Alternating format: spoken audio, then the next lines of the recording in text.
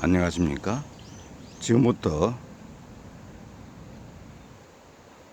경제부총리를 했던 있는 자리 흐트러기의 저자 김동연 저자의 있는 자리 흐트러기라는 제목으로 여러분과 함께 보도록 하겠습니다. 먼저 책에서 배울 수 있는 것은 새는 알에서 나오려고 투쟁한다. 알은 세계이다. 태어나려는 자는 하나의 세계를 깨뜨려야 한다. 이런 교훈을 알려주고 있습니다. 이 말은 헤르만 헤세의 데미안에서 나온 얘기입니다. 우리는 살면서 세계에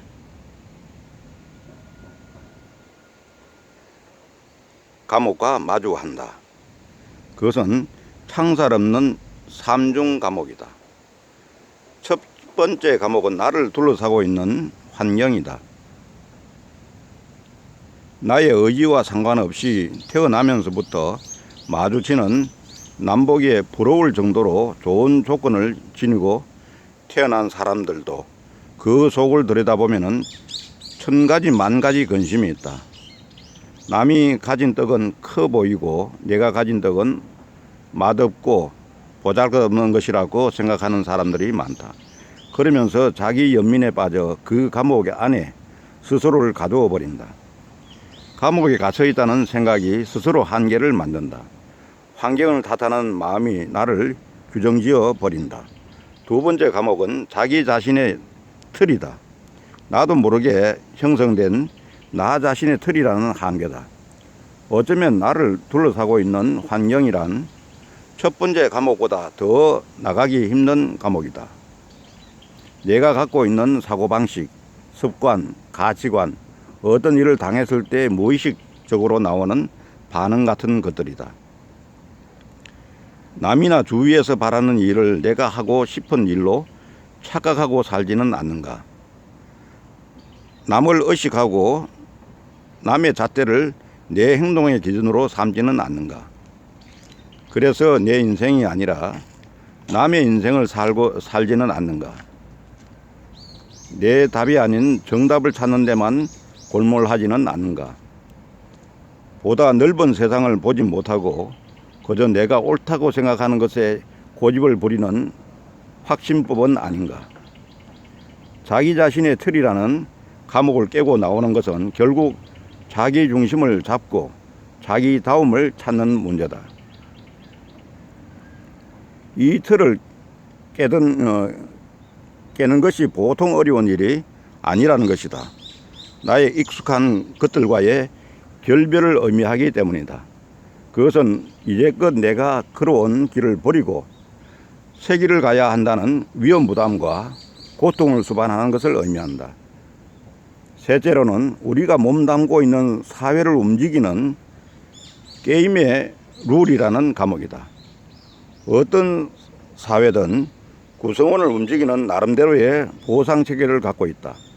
학생들이 자기 답이 아닌 정답을 찾는 것이나 명문대학 진학과 스펙 쌓기에 골몰하는 이유는 그런 트랙에서 사회적으로 보상을 받을 것이라는 믿음 때문이다. 기득권 카르텔로 똘똘 뭉친 사회 구조도 마찬가지다. 한두 사람의 힘으로 되지 않는 일이다. 더 큰 문제는 감옥을 깨는 의사결정을 할 수 있는 위치에 있는 사회 지도층들이 이러한 구조의 수혜자라는 점이다. 자신에게 유리한 게임의 룰을 바꾸자고 나서기란 쉽지가 않다. 오히려 그 구조를 견고히 하려고 할 때가 많다. 우리 사회가 정말 변하려면 더 가진 사람, 더 배운 사람들이 솔선해서 자기를 희생하는 노블레스 오블리주가 필요하다. 이렇게 하는 것이 그들을 위한 길이라는 것을 알아야 한다. 우리를 둘러싸고 있는 사회의 틀이라는 거대한 감옥을 깨기 위해서는 우리 모두의 참여가 필요하다. 내 손에 쥐어진 열쇠,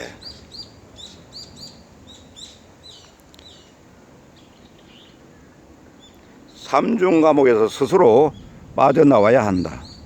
아무도 구해줄 사람은 없다. 내가 갇힌 세계 감옥의 열쇠는 바로 내 손에 쥐어져 있다. 문제는 그 열쇠는 어딘가 다른 곳에 있다고 생각하는 마음이다. 기존의 경로를 벗어나는 것은 힘든 일이다. 더욱이 환경과 자기 자신 그리고 사회라는 삼중 감옥을 깨는 시도는 다 어려운 일이다. 그런 일은 더 어려운 일이다. 그러나 거기서 나와야 한다. 자기가 하고 싶어 하는 일로 만들어 즐겁게 해야 한다. 그래야 나를 찾을 수 있고 신기루와 같은 정해진 답이 아니라 나만의 답을 구할 수 있다. 결과를 걱정하거나 겁먹을 것 없다. 삼중 감옥을 깨는 과정에서 느끼는 보람과 성취감이 큰 보상이 될 것이다.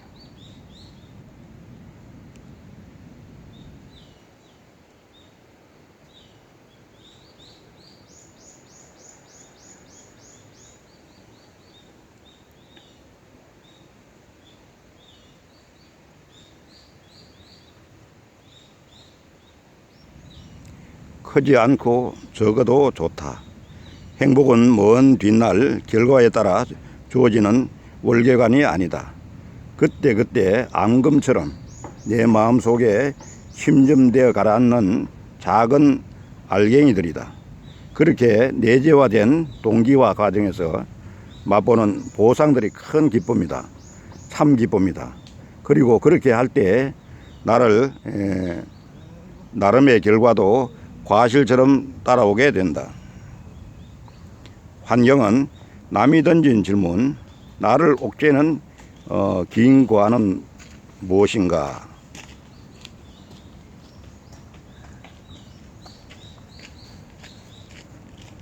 결핍의 힘.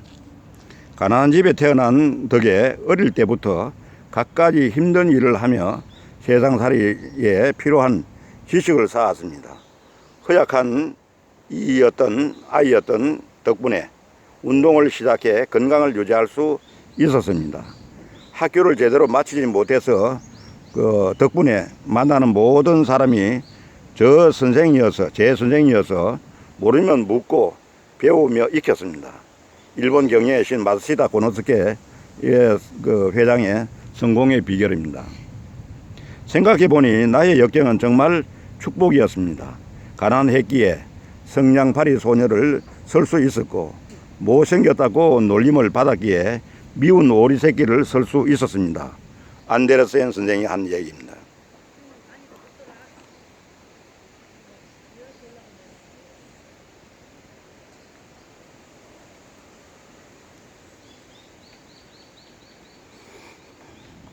누구나 말하자면은 우리가 생각해 보게 여기 안데르센도 보면은 그러한 환경이 좋지 않았기 때문에 그 환경을 살려서 말하면은 위대한 작가가 될 수 있었다고 하는 그런 얘기입니다. 우리가 이미 좋은 환경에서 태어난 사람은 환경을 더 이상 바꾸려고 노력을 하지 않는 사람들입니다. 우리가 이 세상에 태어났을 때 우리 모두는 다 환경이 다르지만은 그 환경을 어떻게 해석하고 그 불리한 환경이지만 그 환경을 어떻게 해석하고 나의 의미를 살릴 수 있느냐 하는 것은 바로 그 사람이 앞으로 나아가야 될 어떤 방향타가 되는 것 아닌가 이런 생각에서 여러분과 함께 했습니다. 감사합니다.